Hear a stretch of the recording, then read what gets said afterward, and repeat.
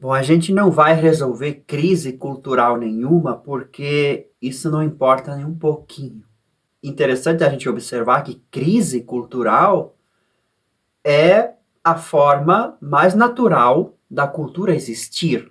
Ela é movimento, portanto, ela é crise. Ela jamais vai se resolver, até porque a sociedade ela caminha muito devagar e os indivíduos eles são muito mais inteligentes se eles assim entenderem a si mesmos como indivíduos livres. Assim como são parte de uma comunidade, de uma cultura, também são livres parte das estrelas do universo. Então é interessante a gente treinar a nossa percepção para esses vários níveis de existência simultâneas que acontecem.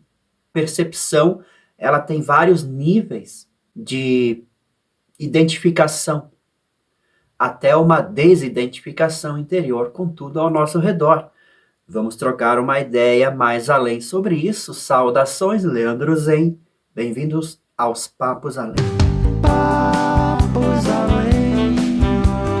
Papos Além. A crise, na verdade, cultural, é uma coisa assim mais no sentido fragmentação de valores humanos, polarização ideológica, uma redução muito básica sobre tudo que um ser humano pode ser e um enfraquecimento das instituições.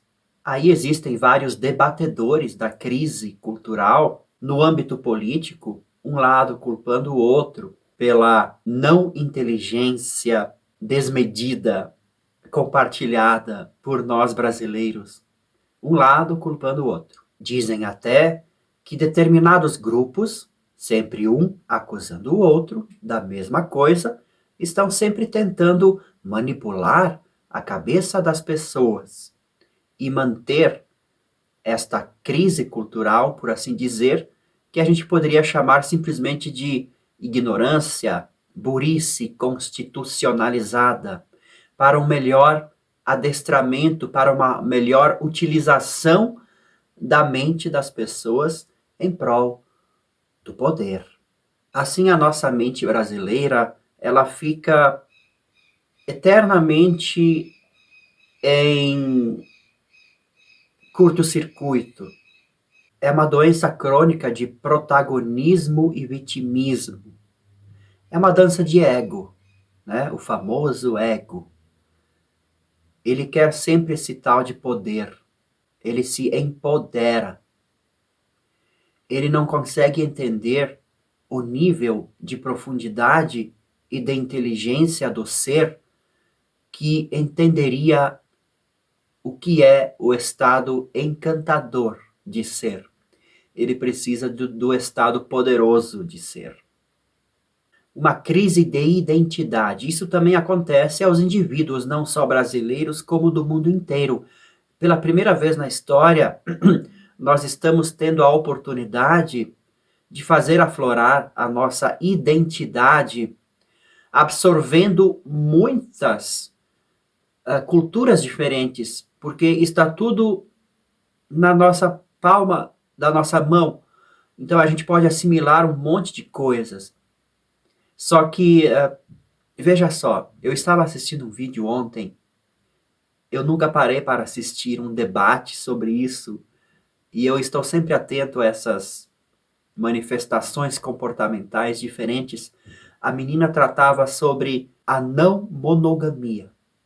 E ela debatia com outras pessoas que defendiam a monogamia. Aí rolou de tudo. Faz parte desta crise de identidade. A menina dizia: quando eu fiquei sabendo de mais informações a respeito das novas e grandes e livres possibilidades além da monogamia, eu me senti bastante atraída e identifiquei-me com aquilo. Então eu pus-me a estudar. Ou seja, não se falou de amar alguém. Em nenhum momento do debate se falou em amar alguém, ser amado, praticar o amor. Se falou apenas em o que eu ganho, o que eu não ganho com isso. Você fica sabendo de mais informações a respeito do que você pode ser. Você não precisa de informações para ser. Ou seja, isso revela uma superficialidade muito grande dessa antena de percepção. A gente tem que aprofundar essa antena, a gente tem que limpar, colocar um bombril para pegar mais sinais, né? Sinais mais profundos, porque tá muito estúpido, ou seja, a ausência de inteligência. Então, nesse nível muito superficial, é tudo muito caótico. Então, a cultura, nesse nível de percepção, ela é sempre uma crise.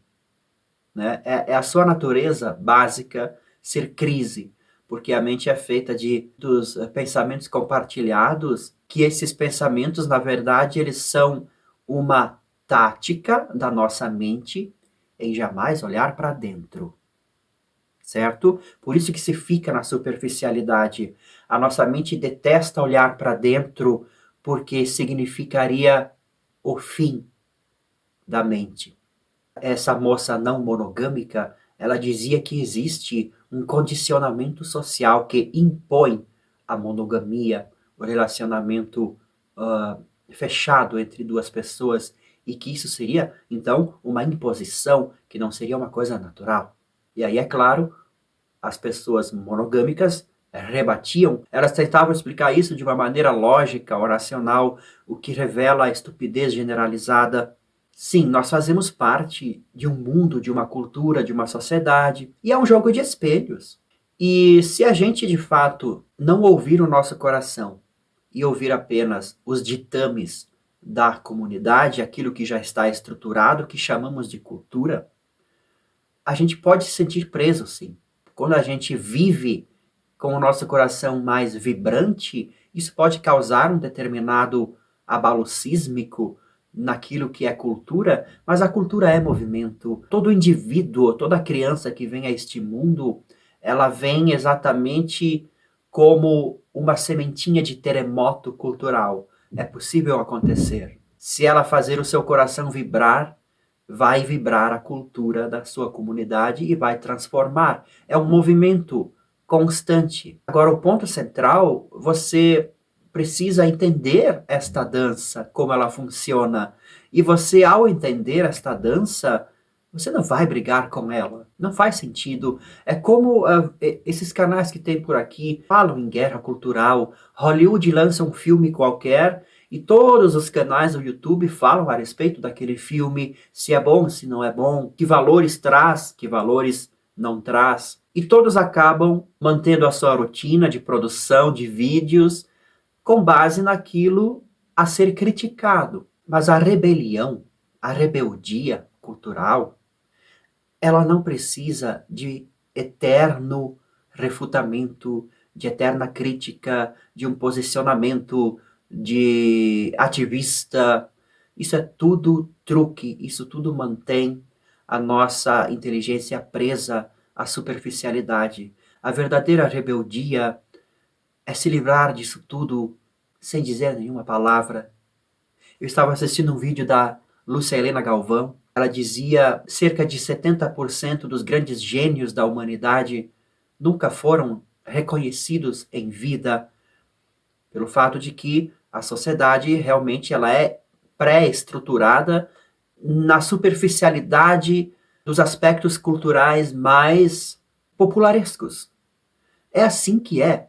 O animal cultura, o ser vivo cultura humana é assim. A genética da cultura é assim. E quando surge um coração vibrante, um gênio, que por acidente, por incidente, fica livre para agir um pouco além do pré-programado pela genética cultural, ele não vai ser reconhecido, né? Não vai ser reconhecido em tempo.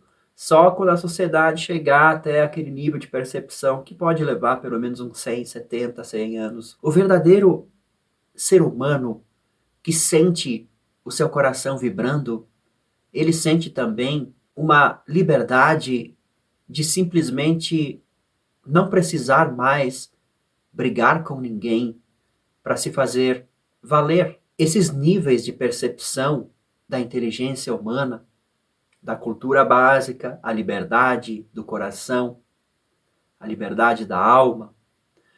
Isso tem que ser muito bem compreendido em meditação, em observação de si mesmo.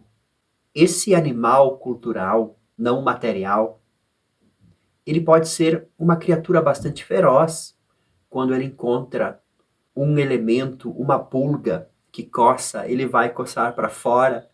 Quando uma coisa realmente é bastante diferente, ela se torna uma ameaça. Porque o coração, quando ele vibra, ele não traz mais informações para as pessoas decidirem quem elas são, entre outras opções. Não tem nada a ver com isso, não tem nada a ver com informação. Informação é a mente que retém. Mas a cultura, ela não avança pela informação. A informação se forma como uma casca depois que a vida eclode. Primeiro a vida precisa surgir, expandir. Depois fica aquela informação, aquela casca. Olha, um ser humano nasceu deste ovo. Olha só que ovo bonito, colorido, diferente. Que espécie será que era este ser humano que saiu voando? Vamos voar junto com ele? Vamos estudar esta casca de ovo, os nutrientes que talvez tinham aqui dentro que a gente ainda não conhece, vamos procurar. É assim que vai se formando a cultura. É assim que a humanidade vai evoluindo. Mas o ser humano, o coração, é aquela ave que foi embora, que não deixou rastros. E a cultura é a casca do ovo. E se for um ovo de patinho feio, a sociedade vai botar para chocar fora dos seus circuitos midiáticos, dos seus circuitos de informação. É muito natural isso tudo. Olha, eu recebi uma informação de que eu poderia ser diferente. Você está caindo no mesmo jogo da mente ainda não. O seu coração ainda não vibrou. O coração é o âmago da verdadeira inteligência. A mente, ela tem uma estrutura artificial. A mente é a primeira inteligência artificial neste planeta, a mente humana. Porque a verdadeira inteligência está numa camada mais profunda, como que se a mente fosse a casca de uma cebola e o coração fosse o centro, camadas mais profundas. A vida toda tem uma inteligência que não é exatamente verbal, cultural, né? É uma inteligência diferente. E o que acontece é que às vezes este fenômeno interior ele brilha, ele chega no céu da mente como estrelas e causa um pouco de encantamento. Deixe toda a cultura ser percebida pela sua mente de uma forma mais nítida possível. Não se exalte, não critique, não absorva, não se identifique. Apenas mantenha-se limpo e claro como um espelho. Desta forma você vai sentir a vibração do seu coração. E vai entender isso tudo que eu estou falando de uma maneira muito mais fácil do que neste caminho educacional. Porque eu só posso chegar até um determinado lugar. Daqui para dentro você tem que ir sozinho. Talvez as minhas músicas e os meus outros links aqui na descrição possam te ajudar no seu caminho.